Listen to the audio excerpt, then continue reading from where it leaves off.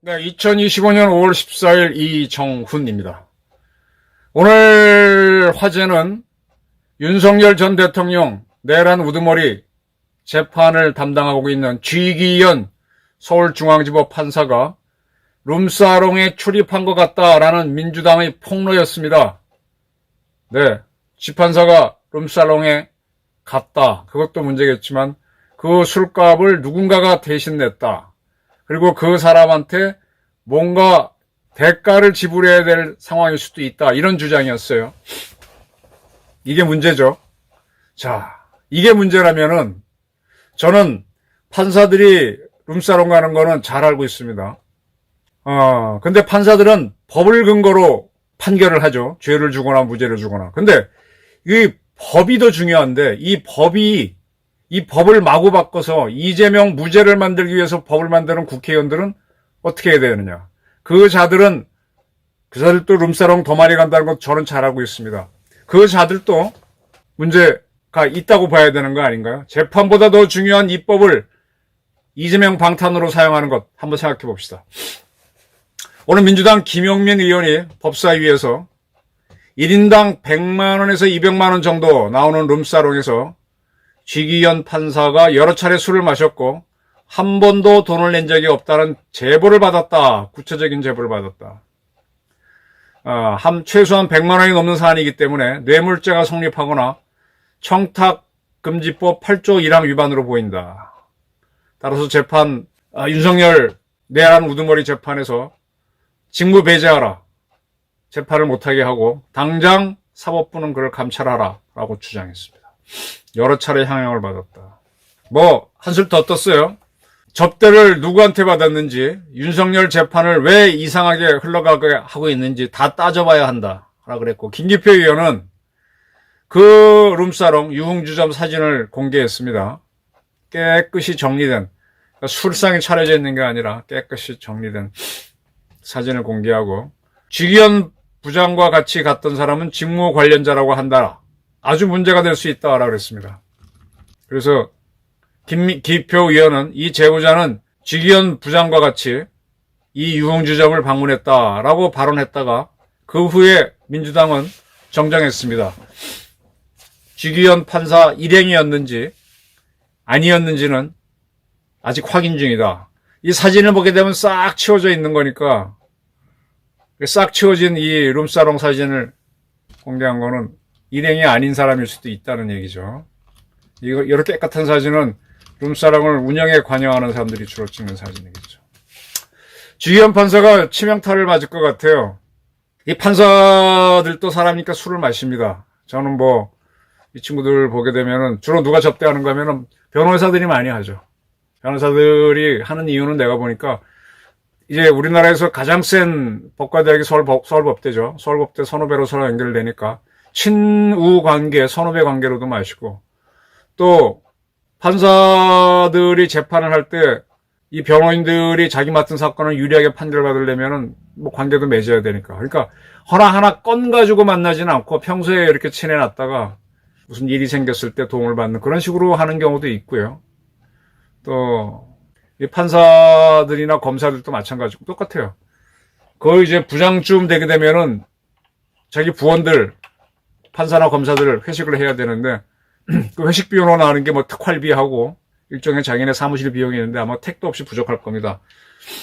그걸 기운도 올리고 하려면은 이런 외부에서 누가 스폰서라고 하는 사람들이 와서 한 번씩 해줄 수 있죠.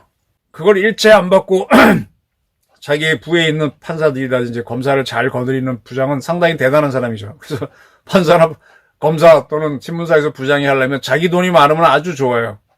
자기 봉급은 아예 부업 운영비로 다 쓸 정도로 재력이 있으면 좋은데 이 생계형 부장들 그 봉급 받아갖고 집에도 갖다 주고 자기 용돈도 써야 되고 애들 학비도 써야 되고 공식적으로 나오는 부 운영비가 얼마 안 되면은 스폰서의 도움을 받게 되는데 거기서 이제 얽히고 설키고 하는 게 문제가 되죠.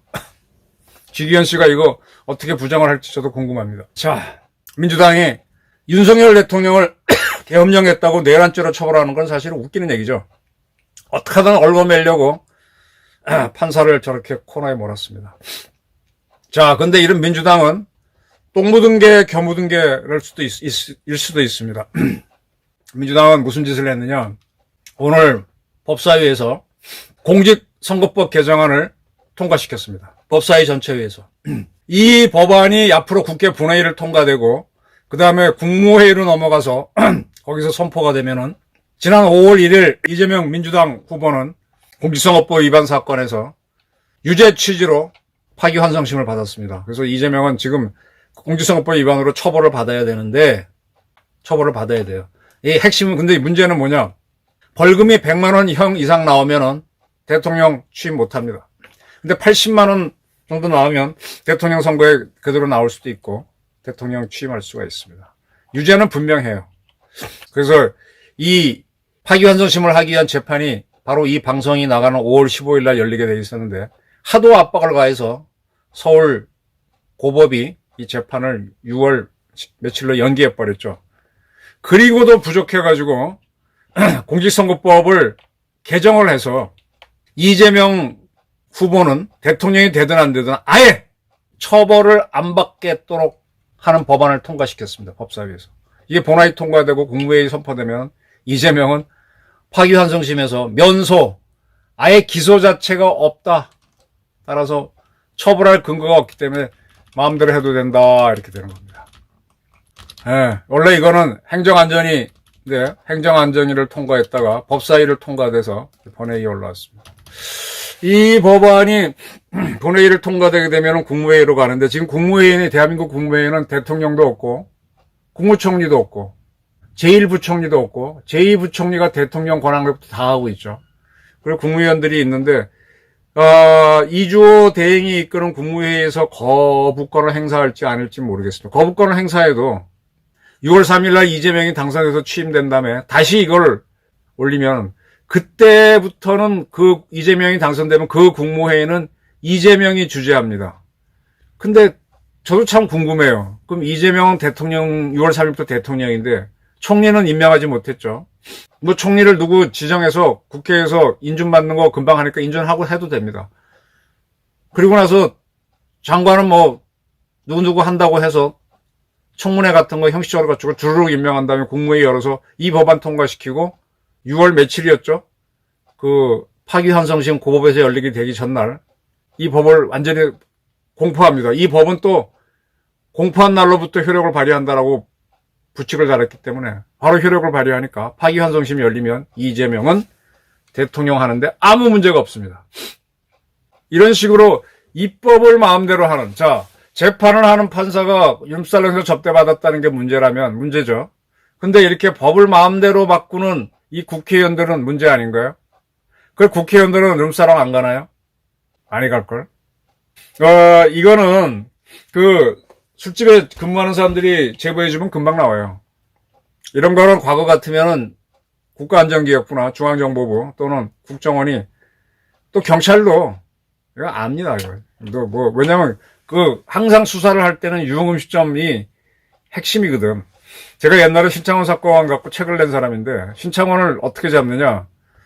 신창원이 갈 만한 데가 있어요. 근데 그런 데 사람들을 강력계 형사들이 다 꿰고 있습니다. 근데 그런 사람들이 어떠한 사유로 강력계 형사에게 도움을 주고 자기도 받을 이유가 있으면은 창원이가 온다는 정보를 주면 그거 잡습니다. 반대로 반대면은 못 잡죠.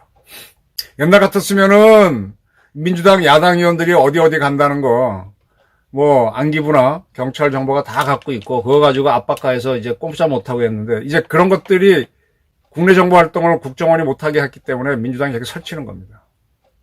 근데 그거는 지금까지 얘기 안 나왔으니까 좋다. 그냥 두자치자. 이렇게 입법을 마음대로 이재명을 위해서 하는 사람들.